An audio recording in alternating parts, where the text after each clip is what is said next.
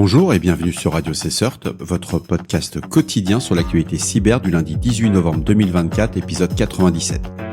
Je suis Marc-Frédéric Gomez, en direct de l'Île-de-France.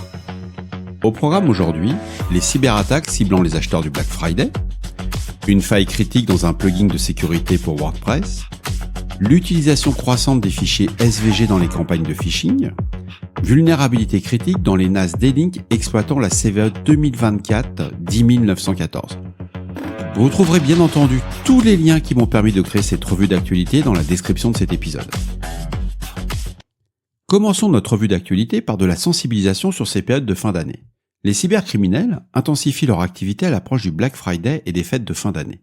On constate une fois de plus que les techniques employées sont connues mais toujours aussi efficaces, telles que le phishing, contenant des liens avec des sites imitant les plateformes d'achat légitimes pour voler les informations de cartes bancaires avec l'aide de l'IA, de plus en plus présente du côté des cybercriminels pour renforcer la crédibilité du mail. La diffusion de logiciels malveillants, tels que des chevaux de Troie ou des ransomware qui sont injectés via des liens ou des fichiers ou des pièces jointes, le typo-squatting, avec des domaines avec des noms similaires à des sites de e-commerce piégeant les victimes pour de légères erreurs de frappe, et enfin, l'exploitation des vulnérabilités des systèmes de paiement qui ciblent des failles dans les systèmes de traitement de ceux-ci pour intercepter les données bancaires. On est sur du classique, mais c'est surtout très pragmatique de la part des cybercriminels. Ça fonctionne extrêmement bien, ça marche pratiquement à tous les coups, pourquoi s'en priver ? Une vulnérabilité critique, identifiée sous la CVE 2024 10924, affecte le plugin Really Simple Security, ou anciennement connu sous le nom de Really Simple SSL, largement utilisé pour la sécurisation des données des sites WordPress.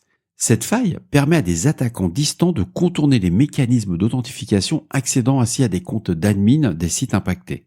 Mais rentrons dans le détail. Les conséquences de cette exploitation de cette vulne, c'est un contournement total de l'authentification. Un attaquant peut se connecter à tout moment et à tout compte, y compris les comptes admin, sans connaître les identifiants ou les codes 2FA. Donc l'impact, c'est une faille qui peut être exploitée massivement à l'aide de scripts automatisés. Donc il y a une RCE publique qui est sortie, ça marche, ça facilite toutes les campagnes de prise de contrôle de grande envergure. Alors c'est quoi la cause ?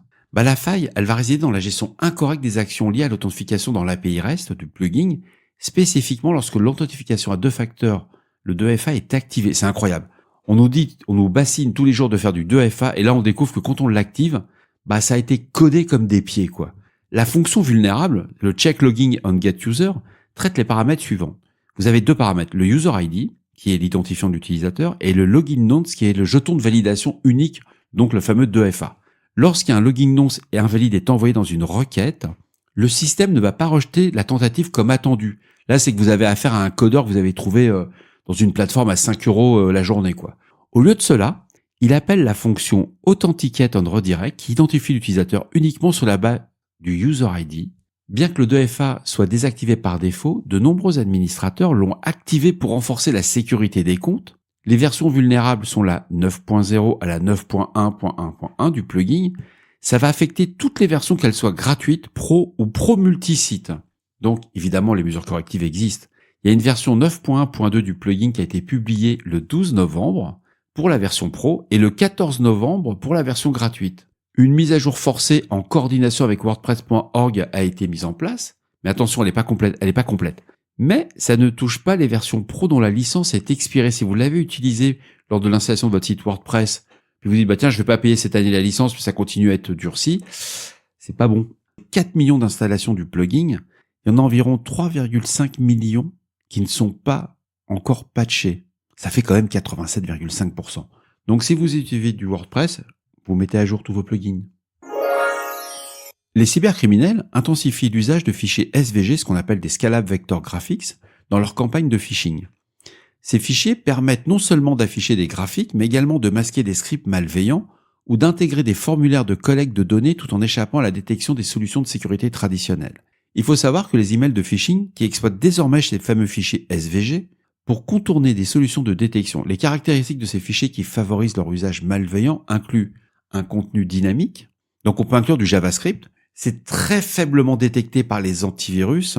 Il faut savoir qu'aujourd'hui, il y a que quand on met des fichiers SVG dans Virus Total qu'on arrive à peu près à coup sûr de le détecter et c'est pas sûr à chaque fois.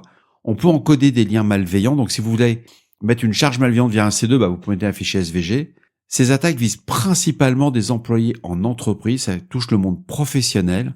Ça cible des informations sensibles telles que des identifiants de messagerie. Les mesures, il y en a pas beaucoup. C'est soit vous mettez au niveau de passerelles de messagerie des filtrages sur tout ce qui est SVG. La vulnérabilité critique CVE 2024-10914, identifiée dans les dispositifs NAS D-Link, arrivée en fin de vie, est désormais activement exploitée par des acteurs malveillants. Malgré un score CVSS de 9.8, D-Link a confirmé qu'aucun correctif ne serait publié pour ces modèles, rendant les dispositifs exposés sans solution immédiate. Alors il faut savoir que les produits affectés, ce sont tous les modèles D-Link DNS 320, DNS 320 LW, les DNS 325 et DNS 340. Les versions vulnérables, c'est toutes les versions du firmware jusqu'à la 2024-10-28. La nature de la vulnérabilité, c'est une injection de commande via la fonction CGI User Add. La faille réside dans le traitement de l'argument name dans les requêtes HTTP. On peut faire de l'injection de commande. On n'a besoin d'aucune authentification pour permettre ce type d'attaque. Alors au début, on l'avait initialement jugé élevé selon l'avis de sécurité, mais extrêmement complexe à mettre en œuvre. Sauf que depuis une semaine, nous avons un petit exploit public qui est disponible, qui réduit complètement la barrière technique. En 2 clics, vous êtes maître à bord du NAS. Les premières tentatives d'exploitation ont été détectées dès le 12 novembre, dès la sortie du POC, ça a été fait. C'est ça qui est extraordinaire. Ce qu'il faut retenir dans ce type d'avis de vulnérabilité, c'est la vul ne sort, bon ok, elle est compliquée, elle va pas sortir, elle va pas être exploitée tout de suite. Par contre, il y a un POC qui démontre que la vul est exploitable. C'est dans les minutes, dans la demi-heure, dans l'heure qu'on voit que ça tourne. Les mecs, ils font de la veille, quoi. Et ce qui est terrible, c'est qu'on a 2 sources d'informations. Une par NetSecFish, qui a détecté que 61 000 dispositifs D-Link sont potentiellement vulnérables. Mais quand on regarde la Shadow Foundation, on arrive que la Shadow Server Foundation, on est plus sur 1100 dispositifs vraiment vulnérables qui sont exposés directement sur Internet.